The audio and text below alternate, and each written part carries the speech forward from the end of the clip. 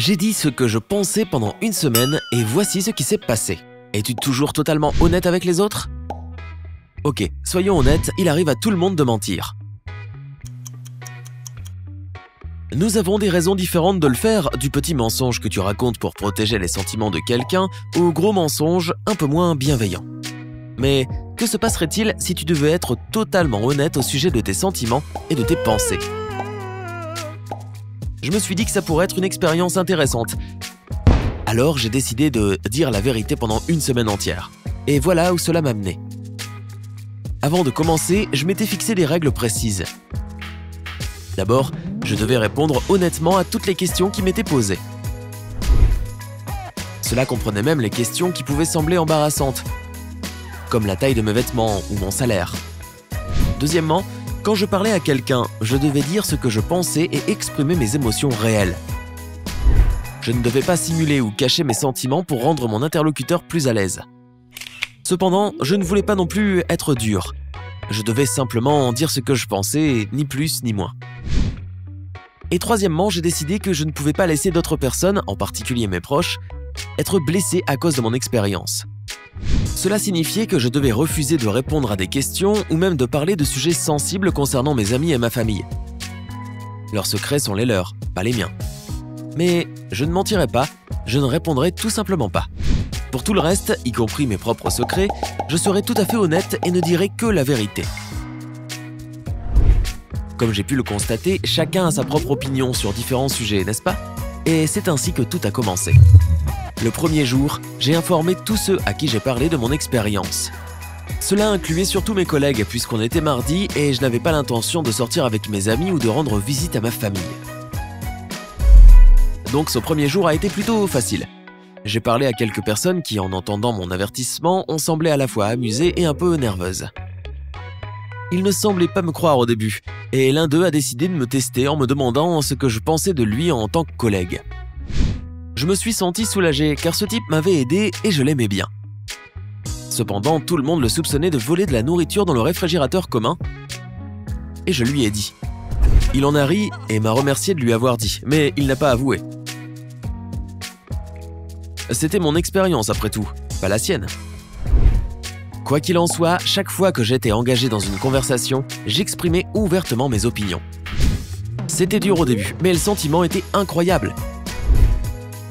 Je n'avais plus à me cacher derrière des mots et je disais clairement ce que j'aimais ou n'aimais pas, ce que j'approuvais ou désapprouvais, et ainsi de suite. Bien sûr, j'ai provoqué plus que quelques regards curieux, mais j'y étais préparé. La journée s'est terminée sur une bonne note et j'étais de bonne humeur quand je me suis couché ce soir-là. Pour le mercredi, j'avais prévu une sortie avec mes meilleurs amis dans notre bar préféré. Après une autre journée de travail, j'y suis allé un peu inquiet. Je connaissais mes amis. Ils me poseraient toutes sortes de questions après avoir découvert mon expérience, juste pour le plaisir. Ils n'y ont pas manqué. En fait, je ne leur ai rien dit au début, mais ils m'ont fait craquer très vite. Tu n'imagines pas toutes les questions qu'ils m'ont posées. Allez les gars, je suis votre ami après tout. Bien sûr, j'ai dû répondre honnêtement à tout ce qu'ils m'ont demandé. Les questions les plus innocentes étaient de savoir si j'avais déjà sauté une sortie avec eux, juste parce que je ne voulais pas y aller, et si j'avais déjà mangé mes crottes de nez. Pour faire court, ils ont appris à connaître ma vraie nature, mais nous sommes restés amis. Mais ce n'a pas été la seule chose que mes amis ont faite ce soir-là. Ils m'ont aussi poussé à faire quelque chose que je n'avais jamais osé faire auparavant, à savoir confesser mes sentiments à la fille qui me plaisait. Je ne suis pas très courageux, surtout quand il s'agit de sortir avec quelqu'un, et elle, disons qu'elle m'avait tapé dans l'œil depuis notre première rencontre il y a plus d'1 an. Nous sommes collègues, mais nous travaillons dans des départements différents. Donc, nous ne nous croisons pas très souvent, mais nous nous entendons bien. Alors je me suis dit pourquoi ne pas essayer pendant que je suis au milieu d'une telle expérience. J'ai décidé de l'inviter à sortir le vendredi soir, si bien que j'avais toute la journée du jeudi pour prendre mon courage à deux mains et me préparer pour le rendez-vous. J'avais libéré ma journée pour m'assurer que je n'aurais pas d'autres défis à relever. Mes collègues s'étaient déjà habitués à ma nouvelle lubie, donc la journée s'est déroulée plutôt tranquillement. Mais il s'est passé quelque chose qui m'a donné des sueurs froides. Il se trouve que mon patron n'est pas vraiment quelqu'un d'agréable. Il est intelligent et efficace, mais il peut être assez dur parfois. Et ce jour-là, juste avant que je me lève pour rentrer chez moi, il m'a appelé à son bureau. Mince, j'y suis allé à reculons, mon cœur battait la chamade. Si j'avais décidé d'être honnête avec tout le monde, je devais le faire à fond, sinon ça n'aurait pas de sens. Et cela signifiait répondre honnêtement aux questions de mon patron aussi. Oh mon Dieu. Il était assis à son bureau comme d'habitude. Je me suis un peu détendu quand je l'ai vu sourire, c'était bon signe. Mais ce n'était pas une raison pour arrêter de m'inquiéter, surtout compte tenu de ma promesse. Heureusement, il voulait simplement parler du rapport que j'avais rédigé quelques jours auparavant. Il semblait l'apprécier et voulait me remercier pour le travail bien fait. Ouf, j'étais soulagé. C'est toujours assez stressant quand le patron te convoque, mais tu ne peux pas imaginer à quel point j'étais nerveux cette fois-ci. Quoi qu'il en soit, il m'a laissé repartir assez rapidement et sans poser de questions difficiles, et je me suis précipité chez moi. Le lendemain, au travail, j'ai pensé à la soirée à venir avec Amy. C'est le nom de ma collègue que j'aime bien. Dire que j'étais distrait serait un euphémisme. Chaque fois que quelqu'un s'adressait à moi, je lui demandais de répéter, et j'ai failli manquer un appel très important que j'avais à faire. Enfin, 17h ont sonné, c'était l'heure d'aller la retrouver à l'entrée. Dois-je mentionner que mes genoux tremblaient sous l'effet du stress? On a marché en direction d'un café non loin de là, où j'avais réservé une table à l'avance. Là, on a commandé à manger et à boire, et tout en bavardant, Amy m'a demandé ce qui n'allait pas, et j'ai réalisé que j'étais nerveux, et que je transpirais un peu sans même m'en rendre compte. Ok, une promesse est une promesse, donc je lui ai tout raconté de mon expérience et je lui ai dit que la raison pour laquelle je l'avais invitée dans ce café n'était pas seulement pour avoir une bonne conversation. Elle a été confuse et sérieuse à la fois. « Tout va bien ?» a-t-elle demandé. « Oui, à peu près » ai-je répondu. Et puis, d'un seul souffle, « Tu me plais vraiment beaucoup, tu aimerais qu'on sorte ensemble ?» Je sais à quel point ça a l'air gênant. Mais encore une fois, aurais-tu fait autrement à ma place ? Quoi qu'il en soit, Amy m'a fait un sourire surpris et est restée silencieuse un moment. Et puis elle m'a dit « J'ai besoin de réfléchir un peu, désolé. » Bien sûr, ai-je dit. Bien sûr, prends ton temps. Merci de m'avoir écouté. On s'est senti mal à l'aise pendant tout le reste de la soirée et la conversation s'est tarie. Au bout d'une demi-heure environ, nous avons fini nos assiettes et nous nous sommes séparés.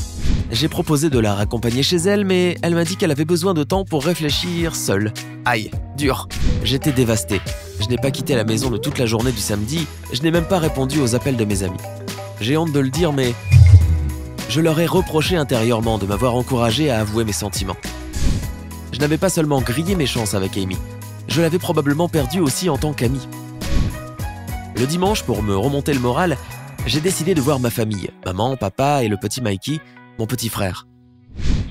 Ce n'est plus un petit à 16 ans, mais je l'appelle toujours comme ça. Nous avons une super relation de famille et ils étaient heureux de me voir.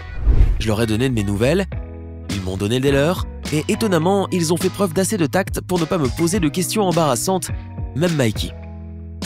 Ils m'ont aussi soutenu à propos d'Amy, me disant qu'elle avait juste besoin de temps. Tout compte fait, la journée s'est très bien passée et le seul moment un peu embarrassant a été quand j'ai dit à ma mère que j'avais toujours su où elle cachait les bonbons quand j'étais petit. Et puis le lundi est arrivé, le dernier jour de mon expérience. Je me suis préparé mentalement à revoir Amy et je suis allé au bureau. On s'est croisés à l'entrée de l'immeuble et je suis resté là comme pétrifié.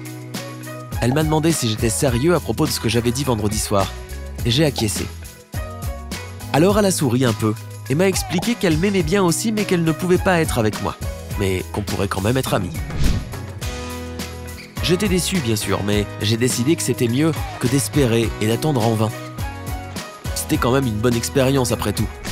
Le reste de la journée s'est passé assez tranquillement et mon expérience a pris fin. Que puis-je en conclure? C'était à la fois dur et excitant. J'ai réalisé combien il est difficile de toujours dire ce que l'on pense et de ne jamais mentir sur quoi que ce soit. Et j'ai eu de la chance parce que presque personne, sauf mes amis, ne m'a mis dans l'embarras. Et la seule chose vraiment triste a été ma confession à Amy. Mais c'est comme ça, on n'obtient pas toujours ce que l'on veut. Serais-tu prêt à tenter une telle expérience? Fais-le nous savoir dans les commentaires. Si tu as appris quelque chose de nouveau aujourd'hui, mets un like à cette vidéo et partage-la avec tes amis. Et ne pars pas si vite. Nous avons plus de 2000 vidéos sympas à te montrer. Tout ce que tu as à faire, c'est de choisir la vidéo de gauche ou de droite, de cliquer dessus et d'en profiter. Prends la vie côté sympa.